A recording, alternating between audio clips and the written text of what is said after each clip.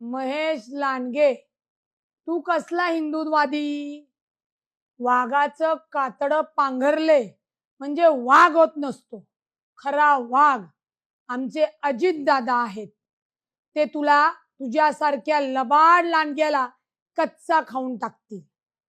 चिंचवडच्या देवस्थानामध्ये मंदार महाराजांना गण लावून भोसरीच्या घराची एनओसी कोणी घेतली? आठवतंय ना? लोकांना आठवतंय.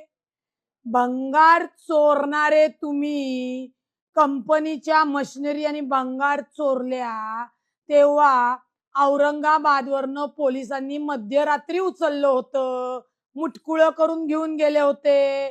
तेव्हा जे अजितदादा आहेत त्यांच्याच पांघरुणाखाली होते. विसरले का तुम्ही? सातत्याने उचलली जीभ लावली टाळ्यासारख्या बोलताय.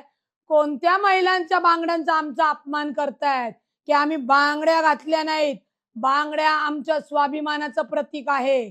त्याच्यामुळे आम्ही ज्या अजितदादांच्या बहिणी आहोत त्या बहिणी तुला ठोकून काढू, हे लक्षात ठेवायचं.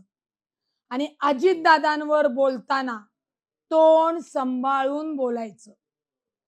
तुझा वस्ताद तुझा बाप नक्की असेल, परंतु राजकारणाचा लंगोट अजितदादांनी तुला घालायला शिकवला. त्यामुळं वस्तादावर आणि गुरुवर डाव जर टाकायला गेलास ना भावड्या, तर तो लंगट सुटून सैरा बैरा पळावं लागेल, पळताभुई होईल.